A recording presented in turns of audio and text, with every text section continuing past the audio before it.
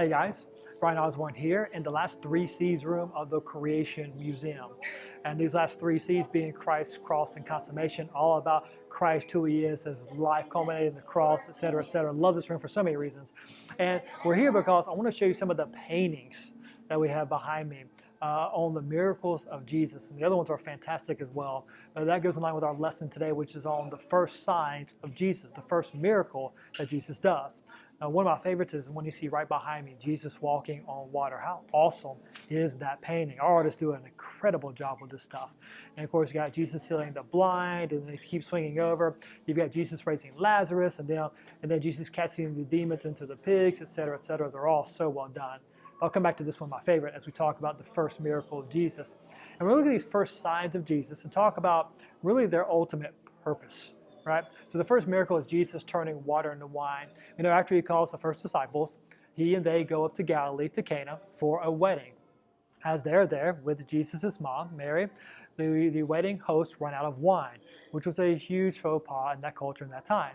And so Mary encourages Jesus to help. And Jesus, in a way, lets her know this is all about God's timing, not about anything else. So he just says that in a particular way, but it's really emphasizing, hey, I'm focused on the timing that God has for me. He responds, but it's obviously God's timing because he does indeed intervene.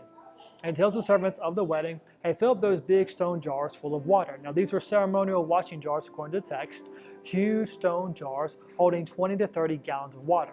So that's a lot of water, about over 120 gallons of water in those stone jars. That's a really big deal. And so they fill them up, and he says, okay, now take some out and take it to the guy who's running the marriage, the wedding. And so they take it to him, and the guy drinks, and it is wine. Not just wine, but the best wine of the entire thing. He's like, why'd you bring the good stuff out last? Typically, you bring the good stuff out first, you bring the cheap stuff out last. But he said, this is the best. And we see God's, Jesus, who is God, we see Jesus' creative power to turn water into wine in an instant, probably, no time at all, because he is God, showing that he has control over nature and showing his glory, manifesting that. And as he did so, the disciples saw and they put their faith in him, they believed in him.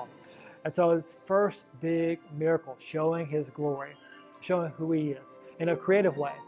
And then the second thing in our lesson today also shows who Jesus is in a similar way. Before I go to that though, let me emphasize this point, that you see with Jesus' miracles, the point of the miracles wasn't so Jesus could simply show off his power. They had a message. They validated his teachings. He is who he says he is. He is the Son of God. He is God become flesh. He can do this because that is who he is. They validated that message, and that message ultimately saying that he is the only way of salvation. I'm the way, the truth, and the life. No man gets to the Father but by me. So the miracles validated his teaching and who he is. And the second sign we're looking at in our lesson today does a similar thing. Second sign is this. After the event of turning the water into wine, we know that Jesus, with the disciples, they go to Jerusalem for Passover, typical thing to do for the Jewish people at that time. This is a big deal. During Passover, Jews came from all over the world to celebrate Passover, so it's most likely very crowded in Jerusalem. As they get there to the temple, in the temple, there are merchants selling animals for sacrifices. There are money exchangers exchanging money for the temple currency so people could pay their temple tax. And most likely, these people, these merchants, these money exchangers, are charging a big rate on these things. They're most likely making a lot of money on these out-of-town travelers for this event. And so they're really just kind of milking it for their own gain. And so when Jesus sees this, he's filled with zeal for his Father's house. And he drives them out, makes a whip of sorts and drives them out of the temple. Drives out the animals, drives out the merchants, those selling the sheep and the cattle and the birds. He drives out the money changers, drives them all out and says, don't make my Father's house a mockery. Now, the Jews who were there who saw this they said, hey, by what authority do you do this? And Jesus gave a very awesome response. They couldn't recognize it. They didn't realize it. But he gave an incredible response. He said this, if you destroy this temple, I'll raise it in 3 days. Now, of course, they were confused. They thought he was talking about the physical temple they saw right there in front of them.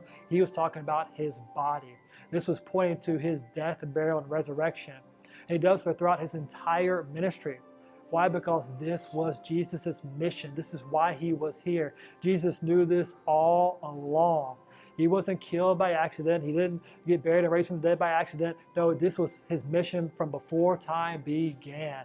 And you see him proclaim this again and again and again. All the events that take place in Jesus' life, they don't surprise him. They're orchestrated by him to accomplish his will for God's glory.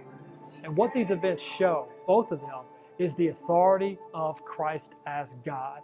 In the miracles, the authority over creation, over nature, his ability to create, turn water into wine. The cleansing the temple is the authority to judge and to cleanse the temple. Why? Because he is God. That's why. And notice all of this. It's all about pointing them to his teachings about who he is and people's need for salvation through him alone. Jesus lived on mission. Everything he did was about glorifying God and accomplishing God's redemptive plan. What an example he set for us with those first signs and all the others. Hope you enjoyed that painting behind me and the other ones as well. I will talk to you guys later on. See ya.